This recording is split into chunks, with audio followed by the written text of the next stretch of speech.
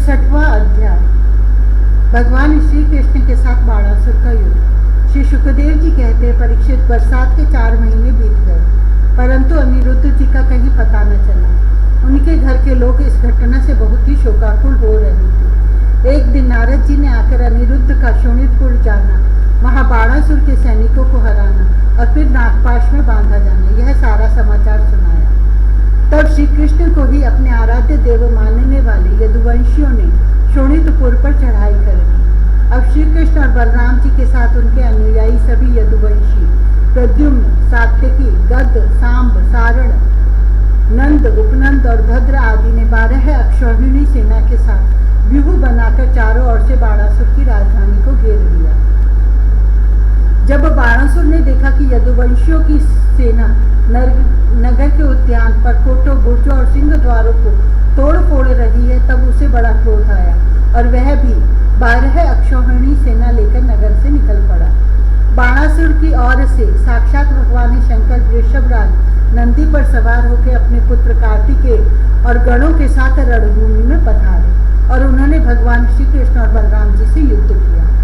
परीक्षित, वह युद्ध इतना अद्भुत और घमासान हुआ कि उसे देखकर रोंगटे खड़े हो जाते थे।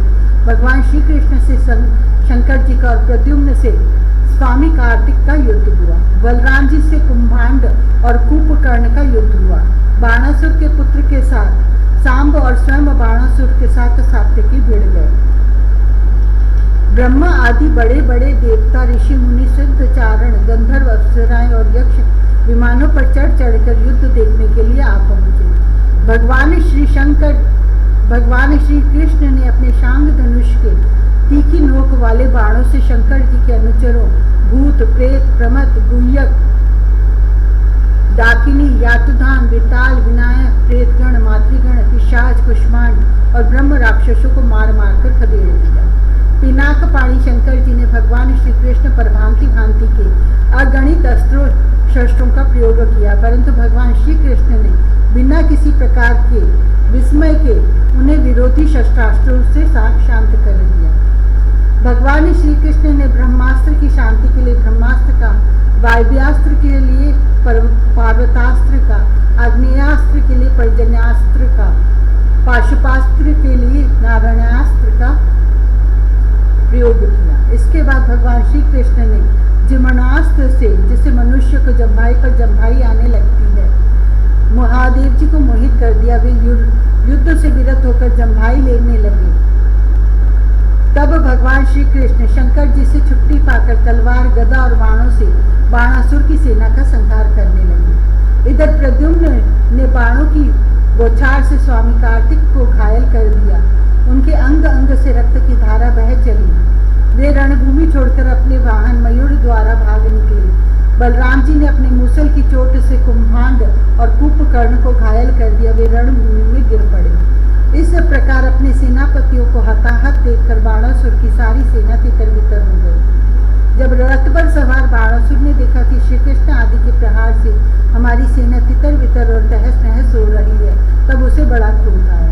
उसने चिढ़कर सात्यकी को छोड़ दिया और वह भगवान श्री कृष्ण पर आक्रमण करने के लिए दौड़ पड़ा।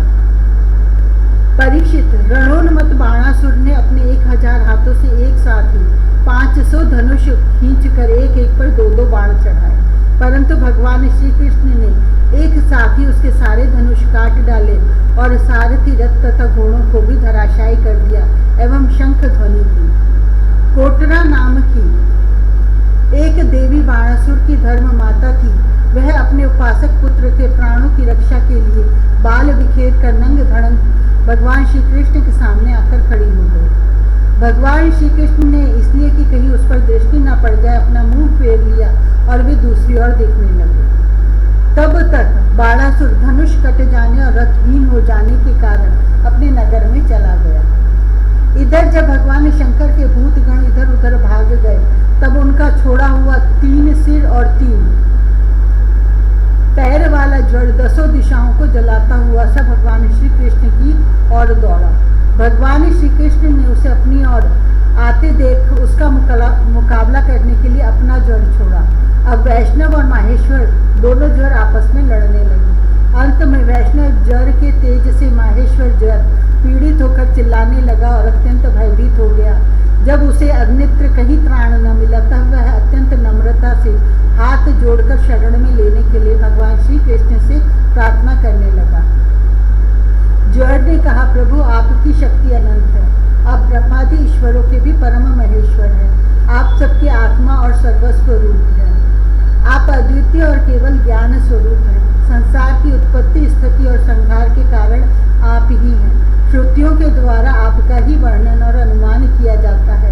आप समस्त विकारों से रहित स्वयं ब्रह्म हैं। मैं आपको प्रणाम करता हूँ। काल, दैव, अदृष्ट, कर्म, जीव, स्वभाव, सूक्ष्म भूत, शरीर, सूत्रात्मा, प्राण, अहंकार, एकादश इंद्रिया और पंचभूत, इन सब का संघात लिंग, शरीर और बीजांकुर न्याय के अनुसार उससे कर्म और कर्म से फिर लिंग शरीर की उत्पत्ति, यह सब आपकी माया है। आप माया के निषेध की परम अवधि है। मैं आपकी शरण ग्रहण करता हूँ। प्रभु, आप अपनी लीला से ही अनेकों रूप धारण कर लेते हैं और देवता, साधु तथा लोक मर्यादाओं का पालन पोषण करते हैं। साथ ही उन्मार्गगामी और हिंसक असुरों का संहार भी करते हैं। आपका यह अवतार पृथ्वी का भार उतारने के लिए ही हुआ है। प्रभु, आपके शांत, उग्र और अत्यंत भयानक दुस्सह तेज ज्वर से मैं अत्यंत संतप्त हो रहा हूँ। भगवान, देहधारी जीवों को तभी तक ताप संताप रहता है जब तक वे आशा के फंदों में फंसे रहने के कारण आपके चरण कमलों की शरण नहीं ग्रहण करते। भगवान श्री कृष्ण ने कहा, त्रिशिरा, मैं तुम पर प्रसन्न हूँ। अब तुम मेरे ज्वर से निर्भय हो जाओ। संसार में जो कोई हम दोनों के संवाद का स्मरण करेगा उसे तुमसे कोई भय न रहेगा। भगवान श्री कृष्ण के इस प्रकार कहने पर महेश्वर जर ने प्रणाम करके चला गया। तब तक बाणासुर रथ पर सवार होकर भगवान श्री कृष्ण से युद्ध करने के लिए फिर आ पहुंचा।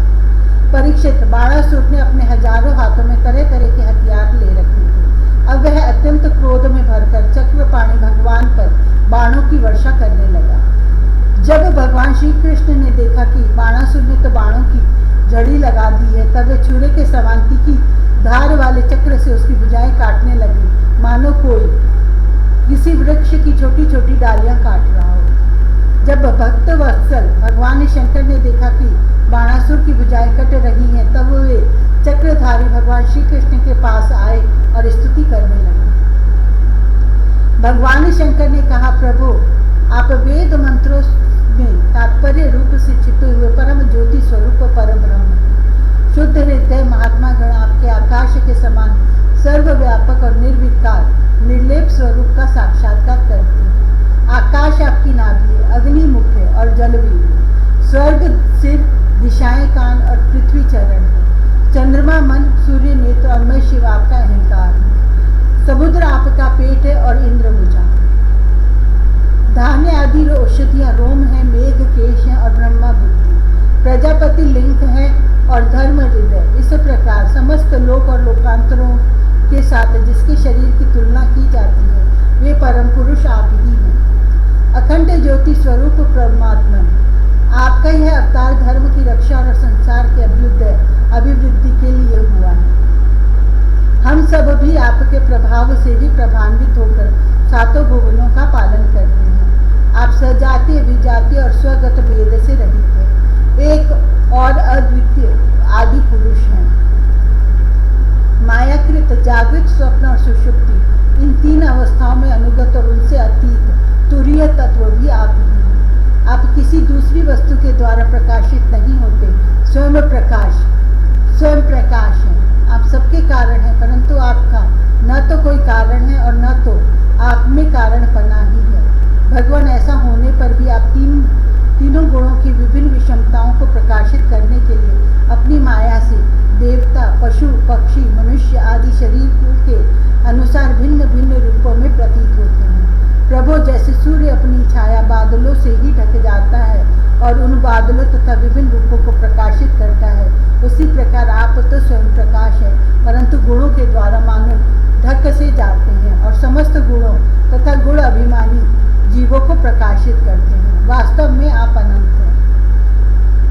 भगवान, आपकी माया से मोहित होकर लोग स्त्री, पुत्र, देह, गेह आदि में आसक्त हो जाते हैं और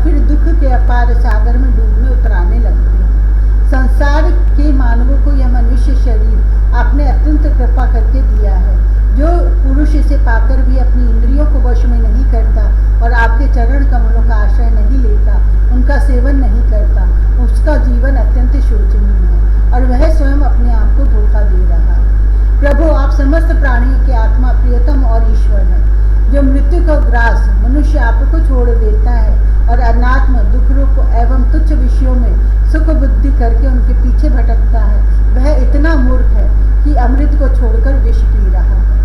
मैं ब्रह्मा, सारे देवता और विशुद्ध हृदय वाले ऋषि मुनि सब प्रकार से और सर्वात्म भाव से आपकी शरणागत है, क्योंकि आप ही हम लोगों के आत्मा, प्रियतम और ईश्वर हैं। आप जगत की उत्पत्ति, स्थिति और प्रलय के कारण हैं। आप सब में सम, परम शांत, सबके सूर्य, आत्मा और इष्ट देव हैं। आप एक अद्वितीय और जगत के आधार और अधिष्ठान हैं। हे प्रभु, हम सब संसार से मुक्त होने के लिए आपका भजन करते हैं। देव, यह बाणासुर मेरा परम प्रिय, कृपा पात्र और सेवक है। मैंने इसे अभयदान दिया है। प्रभु, जिस प्रकार इसके परदादा दैत्यराज प्रहलाद आपका कृपा प्रसाद है, वैसा ही कृपा प्रसाद आप इस पर भी करें। भगवान श्री कृष्ण ने कहा, भगवान आपकी बात मानकर जैसा आप चाहते हैं मैं इसे निर्भय किए देता हूँ। आपने पहले इसके संबंध में जैसा निश्चय किया था, मैंने इसकी भुजाएं काटकर उसी का अनुमोदन किया है। मैं जानता हूँ कि बाणासुर दैत्यराज बलि का पुत्र है, इसलिए मैं भी इसका वध नहीं कर सकता, क्योंकि मैंने प्रहलाद को वर दे दिया है कि मैं तुम्हारे वंश में पैदा होने वाले किसी भी दैत्य का वध नहीं करूँगा। इसका घमंड चूर करने के लिए ही मैंने इसकी भुजाएं काट दी हैं। इसकी बहुत बड़ी सेना पृथ्वी के लिए भार हो रही थी, इसलिए मैंने उसका संहार कर दिया है। अब इसकी 4 भुजाएं बच रही है, यह अजर अमर बनी रहेंगी। यह बाणासुर आपके पार्षदों में मुख्य होगा। अब इसको किसी से किसी प्रकार का भय नहीं है। श्री कृष्ण से इस प्रकार अभयदान प्राप्त करके बाणासुर ने उनके पास आकर धरती में माथा टेका, प्रणाम किया और अनिरुद्ध जी को अपनी पुत्री उषा के साथ रथ पर बैठाकर भगवान के पास ले आया। इसके बाद भगवान श्री कृष्ण ने महादेव जी की सम्मति से वस्त्र अलंकार विभूषित उषा और अनिरुद्ध जी को एक अक्षौहिणी सेना के साथ आगे करके द्वारका के लिए प्रस्थान किया। इधर द्वारका में भगवान श्री कृष्ण आदि के शुभ आगमन का समाचार सुनकर झंडियों और तोरणों से नगर का कोना कोना सजा दिया गया। बड़ी बड़ी सड़कों और चौराहों को चंदन मिश्रित जल से सींच दिया गया। नगर के नागरिकों, बंधु बांधवों और ब्राह्मणों के ने आगे आकर खूब धूमधाम से भगवान का स्वागत किया। उस समय शंख, नगारों और ढोलों की तुमुल ध्वनि हो रही थी। इस प्रकार भगवान श्री कृष्ण ने अपनी राजधानी में प्रवेश किया। परीक्षित, जो पुरुष श्री शंकर जी के साथ भगवान श्री कृष्ण का युद्ध और उनकी विजय की कथा का प्रातः काल उठकर स्मरण करता है, उसकी पराजय नहीं होती।